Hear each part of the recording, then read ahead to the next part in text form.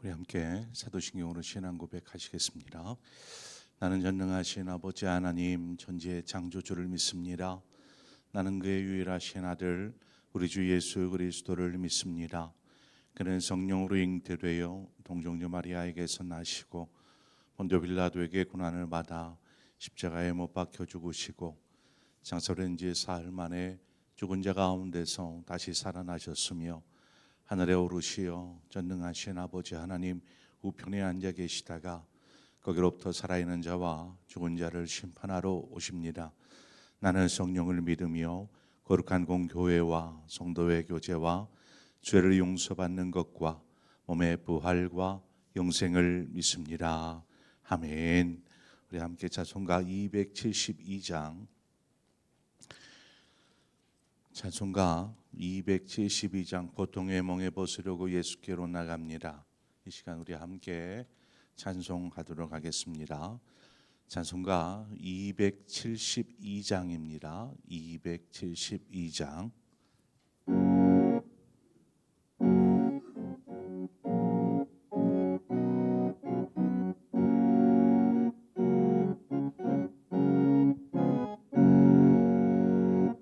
고통의 멍에 벗으려고 예수께로 나갑니다. 자유와 기쁨 베푸시는 주께로 갑니다. 병든 내 몸이 튼튼하고 빈금한 삶이 부해지며 죄악을 벗어버리려고 주께로 갑니다.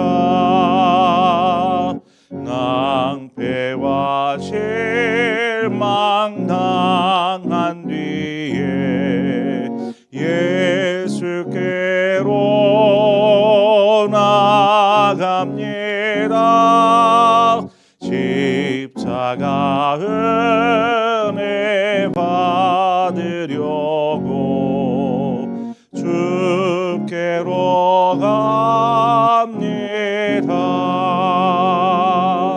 슬프던 마음 위로받고 인생의 풍파 잔잔하며 영광의 찬송 부르려고 주께로 갑니다. 교만한 마음을 내버리고 예수께로 나갑니다. 복 되신 말씀 따르려고 주께로 갑니다. 실망한 이 몸 힘을 얻고 예수의 크신 사랑 받아 하늘의 기쁨 맛보려고 주께로 갑니다. 죽음의 길을 벗어나서 예수께로 나갑니다. 영원한 집을 바라보고 주께로 갑니다. 멸망 포구해요 나와 평화의 나라 다다라서 영광의 주를 배우려고 주께로 갑니다.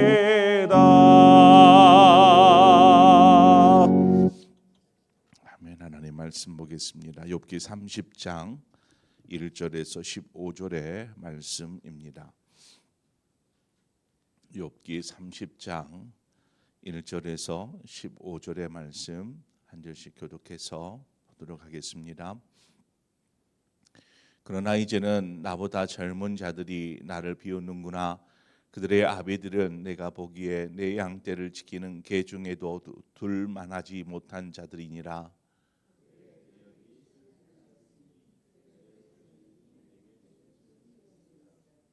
그들은 곧 궁핍과 기근으로 인하여 파리하며 캄캄하고 메마른 땅에서 마른 흙을 씹으며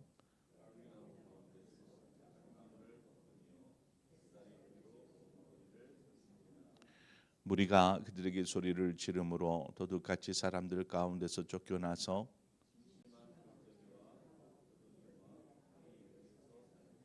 떨기나무 가운데에서 부르짖으며 가시나무 아래에 모여 있느니라.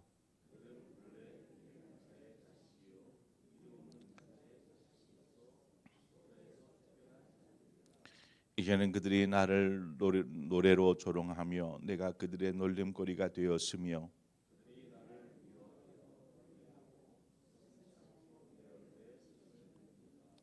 이는 하나님이 내 활시위를 늘어지게 하시고 나를 공고하게 하심으로 무리가 내 앞에서 굴레를 벗었음이니라.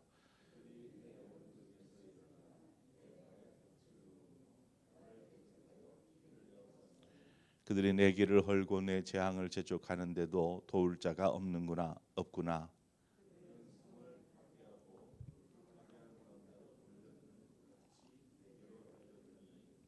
함께 읽습니다. 순식간에 공포가 나를 에워싸고 그들이 내 보미를 바람같이 날려버리니 나의 구원은 구름같이 지나가 버렸구나. 아멘. 우리가 전장에서 욥이 과거의 자신의 삶, 하나님의 은혜 가운데 축복 가운데 평안을 누렸던 그런 삶을 회상하는 내용을 우리가 살펴보았습니다. 그리고 이제 30장으로 건너오면서 시작하는 단어가 그렇습니다. 그러나 이제는 이 그러나 이제는이라는 말로 시작하는 것은 이제 과거에서 이제는이라는 시점이 바뀐 것입니다. 현재의 시점으로 지금 옮겨오게 된 것이죠. 그러면서 그러나라는 말을 통해서 이전에 하나님의 축복과 은혜 가운데 누렸던 평안한 삶이 아닌 이제는 다른 삶이 현재에 전개되고 있다라는 것을 이 단어를 통해서 우리가 알 수 있습니다. 여러분이 읽은 바와 같이 이제 과거에 평안했던 삶에서 현재에는 고백하는 것이 무엇입니까? 괴로움과 고통 이러한 것들입니다. 또 더 나아가 사람들이 자신을 대하는 태도가 이전과는 다른, 자신이 고난당한 이후에는 자신에 대한 태도 자체가 완전히 바뀌어 버렸다라는 것을 이야기하고 있습니다. 욥을 위로하기 위해서 찾아온 세 명의 친구들조차도 그렇습니다. 욥을 곱지 않은 시선으로 바라보고 또 계속해서 욥을 죄인이라 추궁하고 있는 장면들을 우리가 앞서 살펴보지 않았습니까? 자, 그러면 고난이 닥친 이후에 이 욥 주변의 사람들의 반응은 어떻게 달라졌을까? 오늘 내용을 통해서 보자면 그렇습니다. 1절에 그러나 이제는 나보다 젊은 자들이 나를 비웃는구나.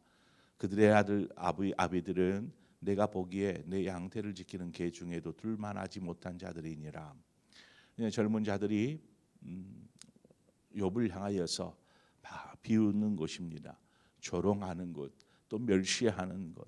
그러니까 욥이 자신보다 젊은 사람들로부터 이러한 멸시와 천대를 당하고 있는 상황, 그것이 바로 현재다라는 것입니다. 이제 그렇게 자신을 향하여서 막 그렇게 비웃고 조롱하고 손가락질하는 그것을 당할 때 욥은 어떻습니까?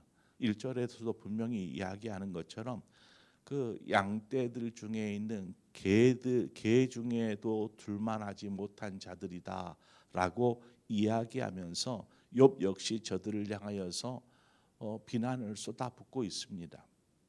아마 그 고통 속에서 그렇지 않아도 너무나 심적으로나 육적으로나 힘겨운 상황인데 그것을 두고 사람들이 자신을 향하여서 수군대며 뭐 직접적으로 손가락질하고 조롱하는 그 말을 들으면서 이 욥도 아마 막 분에 차 올랐던 것 같아요.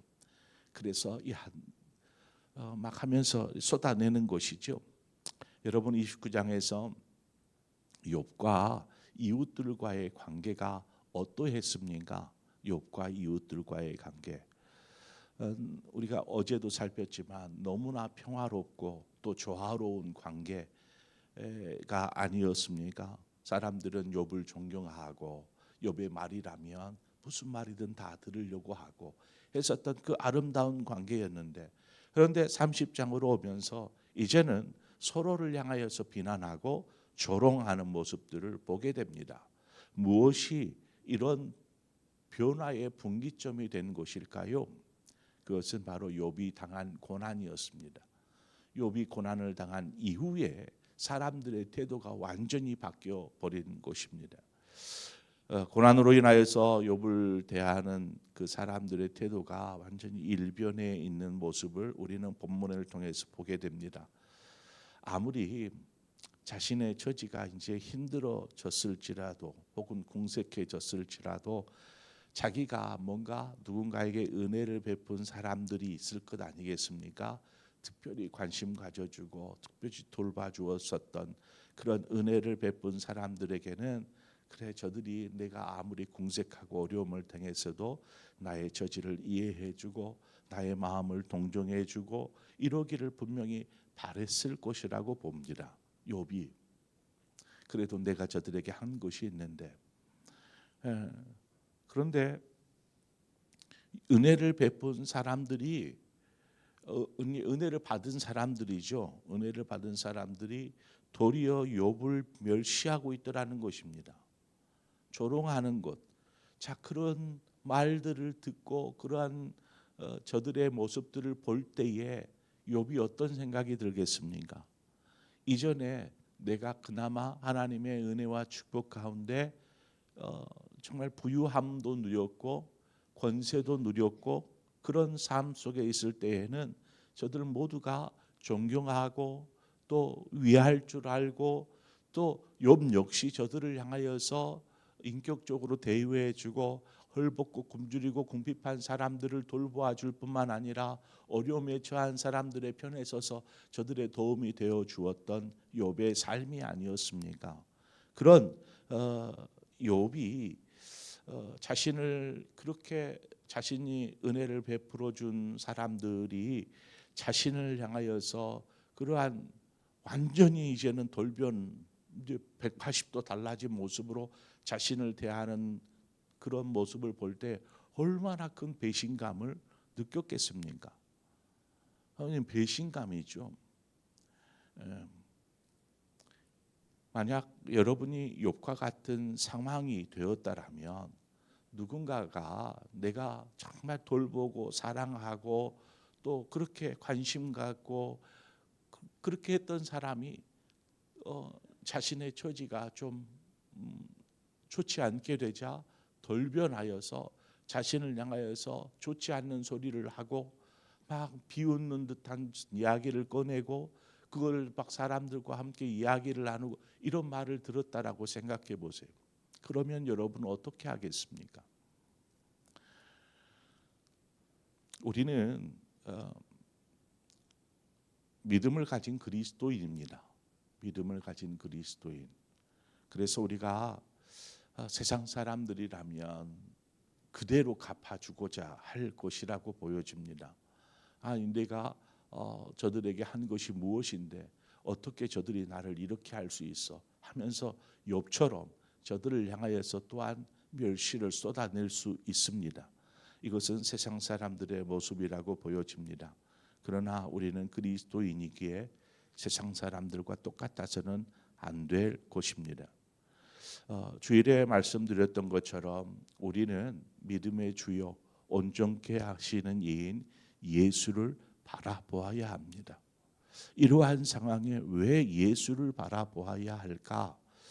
바라본다라는 것, 이것은 원어의 의미로 찾아보면은요, 주일에도 말씀드렸지만 고정한다라는 것입니다. 고정한다. 거기에서 그냥 그거 하나만을 뚫어지게 쳐다보는 것이죠. 즉 예수 그리스도만을 바라보는 것입니다. 나를 멸시하고 나를 비웃고 나를 조롱하는 사람들 분명히 소리로는 들을 수 있지만 그들에게 시선을 주목하지 않는 것입니다. 왜요? 그러면 화가 일어나고 나도 덩달아서 똑같이 하게 되니까 그럴 때에 예수를 바라보자. 예수를 바라보자. 분노가 치밀을 때 예수를 바라보자. 우리 안에 막 누군가를 미워하는 마음이 생길 때 예수를 바라보자라는 것입니다. 예수를 바라보자. 주님을 바라봐야 하는 이유가 뭐죠? 주님이 어떤 길을 걸어가셨는가 예수님을 바라볼 때 생각할 수 있습니다. 하나님의 아들로서 이 땅에 오셨습니다.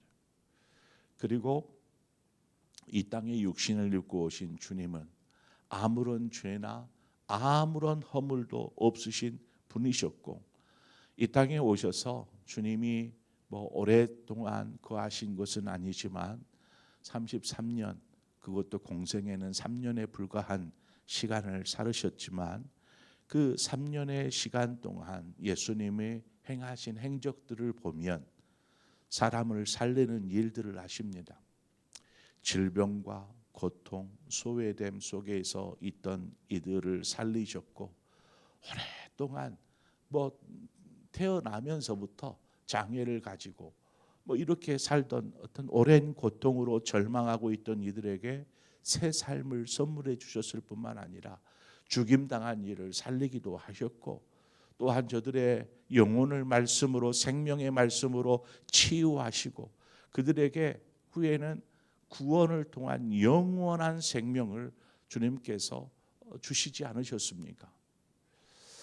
주님께서 행하신 일들을 옆에서 보면서 많은 사람들이 놀라고 그래서 주님이 가시는 곳곳마다 수많은 군중들, 무리들이 주님을 따랐습니다. 애워쌌습니다.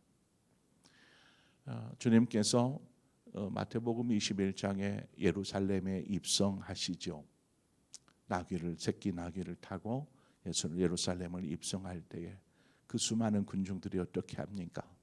종려나무 가지를 꺾어서 그것을 흔들고 자신의 겉옷을 벗어서 주님이 걸어가시는 그 길 위에 레드카펫처럼 깔기 시작합니다.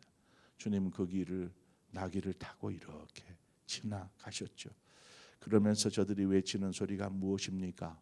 호산나 다윗의 자손이여 찬송하리로다 주의 이름으로 오시는 이여 호산나 하더라. 이 외치는 소리 호산나가 무엇입니까? 당신은 우리의 구원자이십니다. 이렇게 환호하면서 열광하면서 주님을 맞이했던 그 무리들의 모습. 그러나 이들의 태도가 예수님께서 이 대제사장과 무리들에게 붙잡혔을 때에 이제 완전히 돌변합니다. 마치 욥이 고난을 당한 이후에 사람들의 생각, 사람들의 시선, 사람들의 마음과 또 말이 완전히 달라지는 것처럼 예수님께서 붙잡히자 저들의 태도가 완전히 바뀌어집니다. 그리고 주님을 향하여서 죄인이라 정죄하고 멸시합니다. 십자가에 못 박으라, 십자가에 못 박으라, 호산나 호산나 외치던 이들이 이제는 죄인이라고 빨리 십자가에 못 박으라 라고 외쳤습니다. 주님이 십자가를 지고 가실 때는 어떻게 했습니까? 던지는 돌멩이를 던지죠. 침을 뱉고 조롱하며 이와 같은 길을 주님이 혼자 걸으셨습니다. 여러분, 예수님으로 인하여서 우리는 은혜를 받고 생명을 얻은 우리이지 않습니까? 또 이들 역시도 그 가운데에는 예수님으로 인하여서 새 삶을 산 이들도 있고, 모르겠어요. 그 사람들이 그 군중 가운데, 무리 가운데 함께 동참해서 예수님을 그렇게 했을 것이라고 보여지지는 않지만 여하튼 무리들이 그렇더라는 것입니다. 그것은 은혜를 모르는 배은망덕입니다. 예수님께서 어떻게 하셨는데 그 결과가 무엇입니까? 유대인들은 하나님의 심판을 받지 않습니까? 2000년 동안 나라도 없이 떠도는 나그네가 됩니다. 하나님의 은혜를 받았음에도 그 은혜를 잊어버리고 도리어서 하나님을 대적하는 그러한 사람들은 결국 하나님의 심판을 피하지 못하더라는 것입니다. 5절에서 7절에서도 보면 그들의 비참한 최후가 등장합니다. 이제 그들은 온전한 삶을 살지 못한다. 그들의 어떤 삶의 모습이죠. 은혜를 저버린 사람은 결국 마지막 때에 그 마태복음의 말씀처럼 바깥 어두운 데 버려져서 그곳에서 슬피 울며 이를 갈미 있으리라. 이것이 하나님의 심판인 것입니다. 하나님의 은혜를 여러분이 잊어버리지 마시기를 바랍니다. 내게 베푸신 하나님의 그 크신 은혜, 그 사랑 우리는 기억해야 합니다. 그래서 예수를 바라볼 때마다 그 주신 사랑, 은혜를 곱씹어 생각하는 것이죠.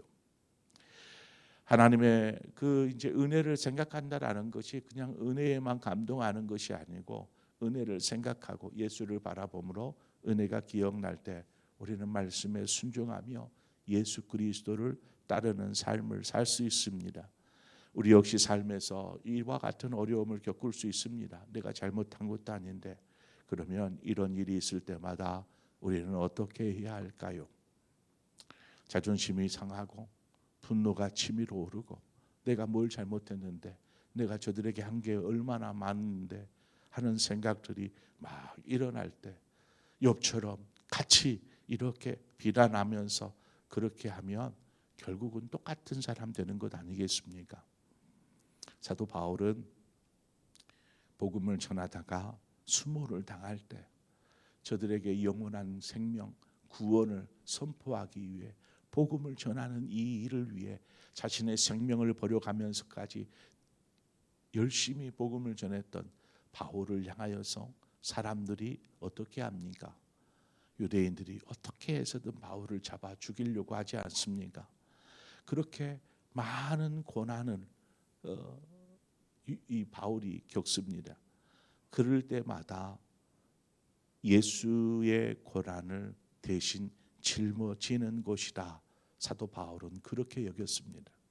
내가 예수님의 그 고난을 대신 내가 짊어지는 것이다. 이렇게 고백하죠. 그러면서 저와 우리에게 뭐라고 말합니까? 권면합니까? 나와 함께 고난을 받으라. 이것은 사랑하는 아들과 같은 디모데에게 한 이야기입니다. 디모데야, 너 나와 함께 고난받자. 그것이 하나님 나라의 상급이다 라고 말합니다. 아무런 잘못도 없는데 도리어 내가 그들에게 베풀어 준 것이 그렇게 많은데 나에게 돌아오는 것은 조롱과 비난과 멸시와 전대라면 우리는 어떻게 버틸 수 있을까요? 그러나 예수 그리스도를 바라보면서 내가 예수 그리스도의 그 십자가를 내 몸에 흔적으로 남게 하는 고난에 동참하는 삶이라 이렇게 생각하면서 그 고난을 묵묵히 받으셨다라는 것입니다. 주님처럼 주님이 십자가를 지나실 때 자신을 향하여서 조롱하는 이들을 바라보셨을 것입니다. 그러나 저들을 향하여서 아무런 말씀도 하지 않으셨습니다. 끝까지 십자가를 다 질 때까지 저들을 향하여서 주님이 하신 말씀은, 주님, 저들이 하는 일을 알지 못합니다. 저들의 죄를 용서하여 주옵소서. 오히려 저들을 끝까지 사랑하셨더라는 것입니다. 요한복음 13장 1절에 세상에 있는 자기 사람들을 사랑하시되 끝까지 사랑하시니라. 우리를 향하여서 돌을 던지는 사람들을 향하여서 여러분 끝까지 사랑할 수 있습니까? 내가 잘못한 것도 없고 도리어 잘한 것, 그들에게 베풀어 준 것들이 얼마나 많은데 그 사람들이 여러분을 향하여서 뭐라고 수군대어질 때에 여러분은 어떻게 하시겠습니까? 우리의 힘으로는 아마 그때 감당하지 못할 것입니다. 그 분노를 어떻게 참습니까? 자존심이 뭉개지는데 어떻게 버티고 있습니까? 화가 치밀어 오르고 그냥 가가지고 해대고 싶고 할 테지만 우리가 이때에 주님을 바라보자라는 것입니다. 그리고 주님과 함께 이 때를 이겨낼 수 있도록 주님께서 우리에게 힘을 더하여 주실 줄 믿습니다. 그래서 그 힘으로 우리의 삶을 믿음 안에서 끝까지 살아가시는 저와 여러분의 삶이 되어지기를 주님의 이름으로 축원합니다. 기도하겠습니다. 좋으신 아버지, 은혜와 사랑을 감사합니다. 하나님께서 우리의 삶을 여태껏 도와주셨고 인도해 주셨습니다. 또한 앞으로의 삶 또한 주님께서 함께 하시고 또 인도하여 주실 것을 우리는 믿습니다. 우리의 상황이 어찌 되었든 하나님, 우리를 향하여서 미워하고 또 심지어 조롱하고 멸시하는 하나님, 그런 사람들을 대하여서 우리가 어떻게 해야겠습니까? 하나님, 때로는 분노가 치밀어 오르고 자존심이 당해서 도저히 잠도 오지 않는 그러한 화병들만한 일일지라도 우리가 이때에 사람을 바라보지 않게 하시고 예수 그리스도를 바라보게 하여 주옵소서. 그 십자가를 다 지기까지 우리를 향하여서 하나님 인내하시고 또 끝까지 사랑하신 주님처럼 우리 역시 사랑할 수 있는 힘을 주시옵소서. 저들을 위해서 기도할 수 있는 힘을 주시옵소서. 그래서 우리가 어느 때에도 어떤 믿음에서 벗어나지 않고 사도 바울처럼 예수의 고난을 우리의 몸에 짊어지는 삶을 살게 하여 주시옵소서. 예수님의 이름으로 기도합니다. 아멘.